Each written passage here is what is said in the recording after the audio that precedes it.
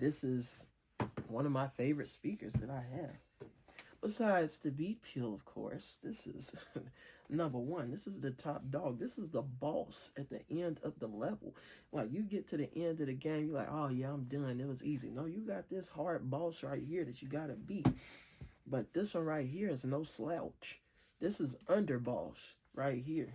This right here, the Sony XE200?